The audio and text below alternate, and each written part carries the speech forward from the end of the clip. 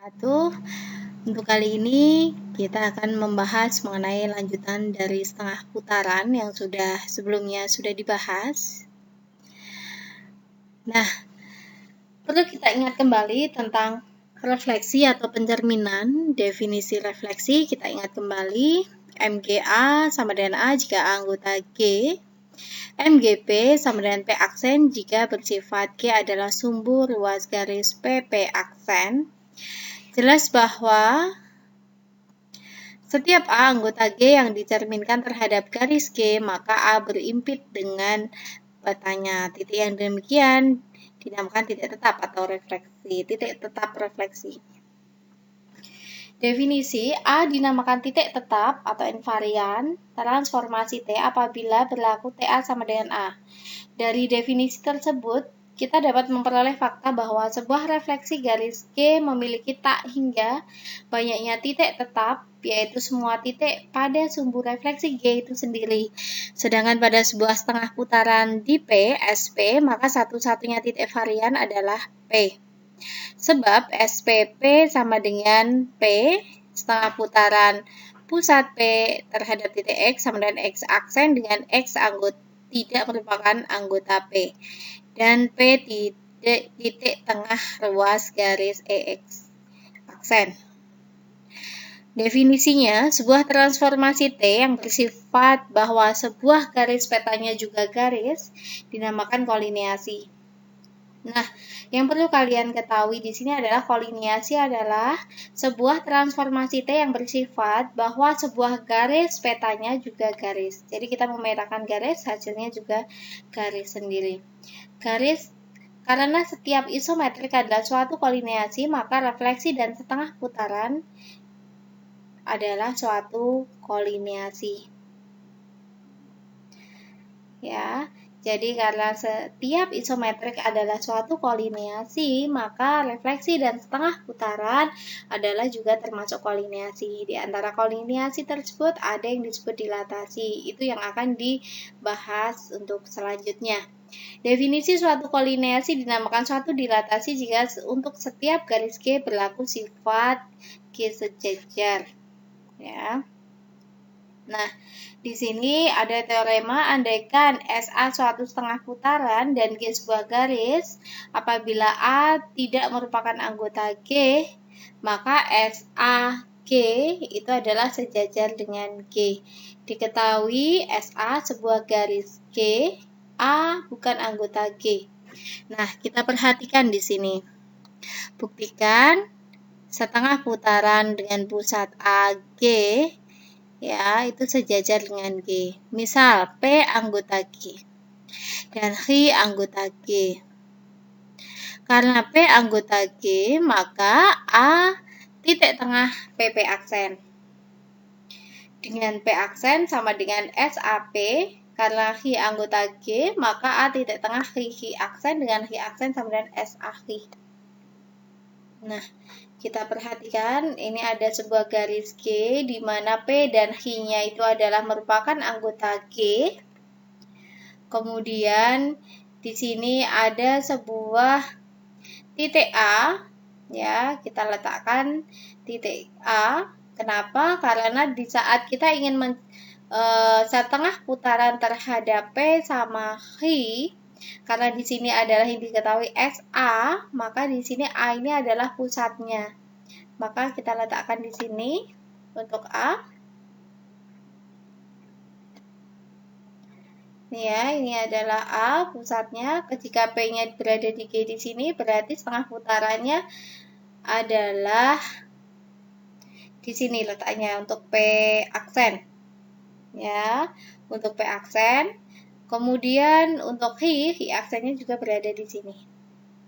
Nah, kalau sudah terbentuk seperti ini untuk P aksen ya yang merupakan hasil dari SAP, kemudian di sini H aksen yang merupakan hasil dari SAH, maka kemudian ditarik garis ya, ditarik garis lurus yang sejajar dengan G. Ya, terbentuklah di sini adalah G aksen sama dengan SAG. Ya, yang terdiri dari di sini ya P anggota G, maka A titik tengah PP aksen, dan P aksen adalah itu, Hi-nya juga, A-nya ya titik tengah Hi aksen dengan Hi aksen sama dengan SH Hi. Lah inilah dari P aksen Hi aksen kita tarik garis, maka ketemulah di sini adalah kolineasi ya, yaitu G aksen sama dengan SAG. Nah, kemudian untuk melihat apakah itu sejajar atau tidak, karena di sini adalah yang diminta menyelidiki apakah hasil setengah putaran garis G terhadap pusat A ini adalah sejajar dengan garis G itu sendiri, maka kita lihat yaitu dengan membuktikan segitiga APH aksen dan segitiga AHP. Ya, segitiga APH aksen dengan AHP aksen. Nah, ini segitiga ini ya yang kita lihat apakah kongruen atau tidak. APH aksen dengan AHP aksen. Kita lihat sudut A ya. Sudut A bertolak belakang, betul ya. Ini ya, bisa kalian perhatikan. Ini bertolak belakang, maka besarannya adalah sama. Sudut A-nya. Kemudian selanjutnya adalah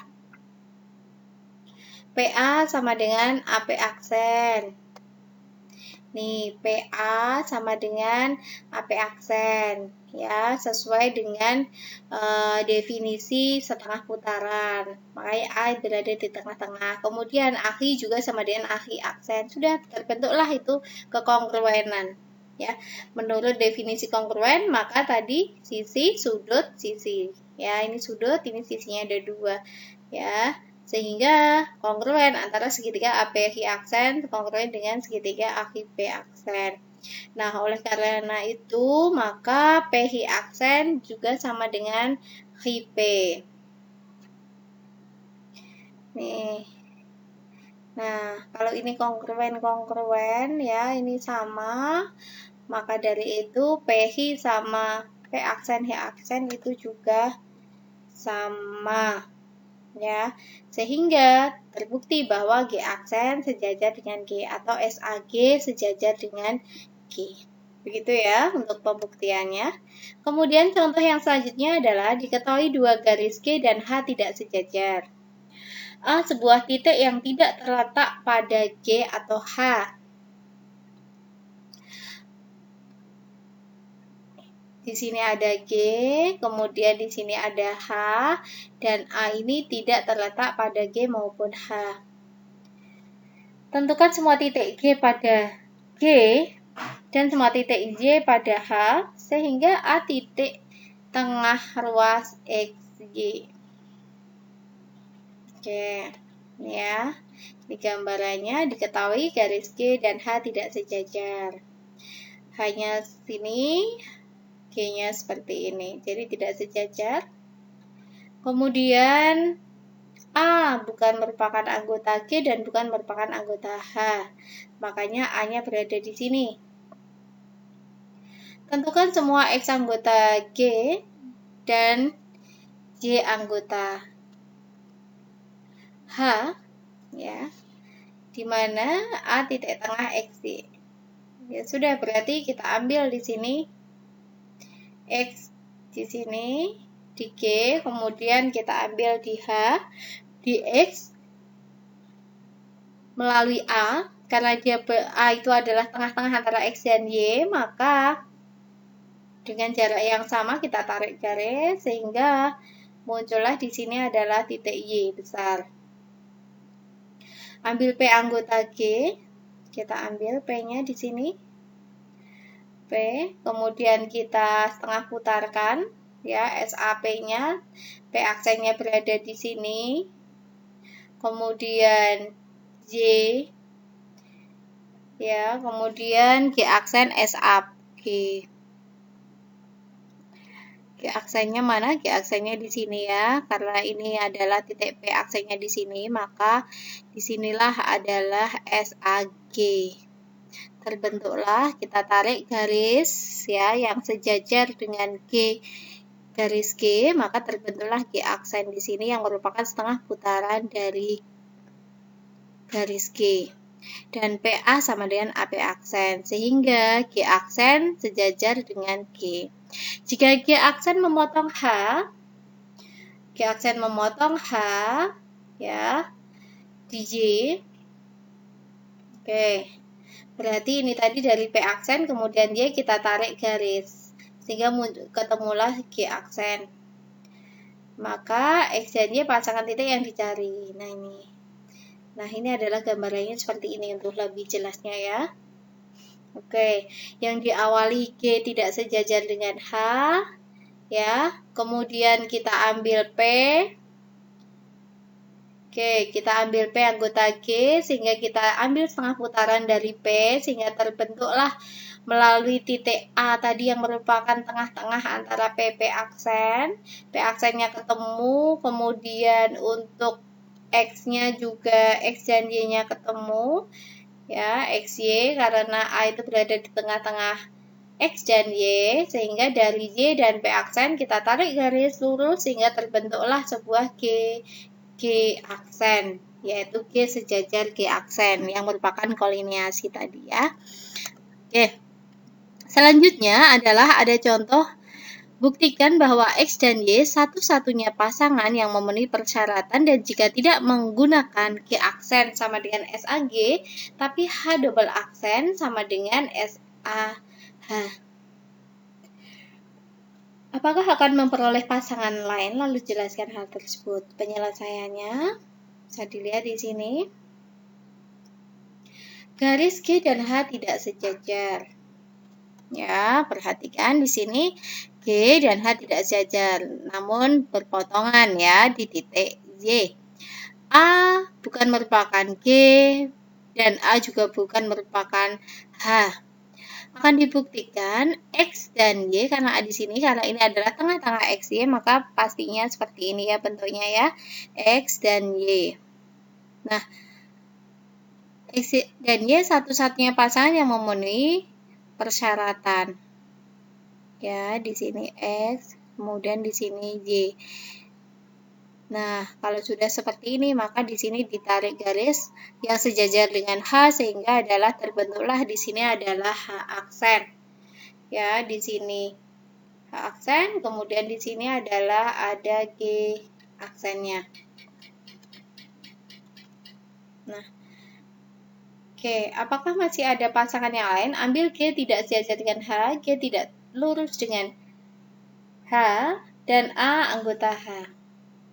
A bukan anggota A. Karena A bukan anggota H, maka SAH sama dengan H aksen. H aksen akan memotong G titik X, sehingga X anggota H aksen, karena SAH sama dengan H aksen, sejajar dengan H. Kita lihat, ya, sejajar ya. Maka SAX-nya sama dengan Y. Karena titik potong dari dua garis atau lebih akan hanya ada titik potong, maka X dan Y satu-satunya pasangan. Nah, betul ya. Jadi hanya ada satu pasangan, X anggota H aksen, X anggota G, ya, X anggota XY, dan Y anggota H, Y anggota G aksen. Nah, Y anggota XY. Nah, seperti ini. Ya, seperti ini. Bayangannya seperti ini. G, H tidak saling sejajar ya. Kemudian di sini ada ada A di tengah-tengah yang merupakan X dan Y. Ya, kemudian dari X anggota G di sini ditarik garis ya setengah putaran, yaitu terhadap Y ini tadi yang berada di H. Ya, setelah ditarik garis, kemudian dari H di sini, dari Y di sini, kemudian ditarik garis sejajar dengan G, terbentuklah G aksen. Kemudian untuk X-nya sendiri di sini adalah dengan ditarik garis sejajar dengan H, maka terbentuklah H aksen. Oke, jadi kesimpulannya adalah X dan Y satu-satunya pasangan yang memenuhi persyaratan. Oke, selanjutnya adalah teorema, yaitu hasil kali setengah putaran dengan pusat yang berbeda tidak memiliki titik tetap. Akan dibuktikan di sini. Misal AB anggota V, A tidak sama dengan B. Ya, A tidak sama dengan B, tapi AB anggota V. Akan dibuktikan SA, SB tidak memiliki titik tetap. Misal G sama dengan AB. GAB, H tegak lurus dengan AB, K tegak lurus dengan AB. Akan ditunjukkan SASB sama dengan MHMK. Karena SA sama dengan MGMK, dua kali putaran ya, ingat kembali setengah putaran adalah merupakan dua kali pencerminan. Maaf, dua kali pencerminan MGMK. SB-nya juga ya, MGMK. Nah, selanjutnya adalah di sini disubstitusikan MGMK, kemudian MGMK, MGMK, MGMK, kemudian MH. Di sini K ya, di sini K, MK, MG, MG, MK, MG, MG itu identitas ketemunya, kemudian ada MK, MK. Kemudian di sini adalah MK. Nah, bisa perhatikan di sini SA. Ya, maaf ini ada ralat ya. Di sini untuk SA itu adalah MG, MH. Kalau di sini untuk B, SB-nya itu adalah MG, MK. Beda ya, ini antara H dan K agak sama ya. Jadi ini H. Ini H, ini H.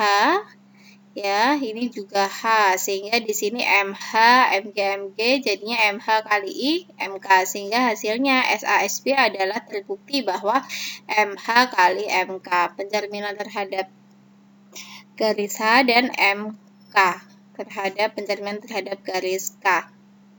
Ya, itu. Akan ditunjukkan SASB tidak memiliki titik tetap, misal X titik varian SASB. Jadi SA, SB, X sama dengan X, sehingga MH, MK, X sama dengan X. Ya, ini adalah cara pembuktiannya. MK, MH, MK, X. Karena ini sama dengan 1 ya, I ya, identitas, maka jadinya MH, X. Kemudian di sini ya, di sini juga sama. Nah, ini adalah untuk kasus 1, X tidak sama dengan X1. Oke, ini untuk kasus 2, X sama dengan X1. Jadi tidak mungkin ada sebuah titik X sehingga MHX sama dengan MKX atau SASBX sama dengan X. Jadi SASB tidak memiliki titik tetap. Nah, itu adalah kesimpulan dari tentang dua kali setengah putaran ini tidak memiliki titik tetap. Nah, teorema selanjutnya mengenai jika A tidak sama dengan B, ada dua titik, maka hanya ada satu setengah putaran yang memetakan A pada B. Ya, ini. Pembuktiannya sudah dijelaskan. Di sini bisa kalian perhatikan bahwa jika A tidak sama dengan B adalah dua titik, maka hanya ada satu setengah putaran yang memetakan A dan B. Jadi hanya ada satu setengah putaran yang memetakan A pada B. Teorema berikutnya adalah suatu setengah putaran adalah suatu dilatasi yang bersifat involutorik. Ya, involutorik. Di sini juga dibuktikan ya. Namun untuk dilatasi sendiri nanti akan dibahas untuk materi selanjutnya. Oke, jadi yang dimaksud involutorik di sini adalah, nah, suatu setengah putaran adalah suatu dilatasi yang bersifat involutorik. Nah, ini akan dibahas untuk selanjutnya tentang dilatasi.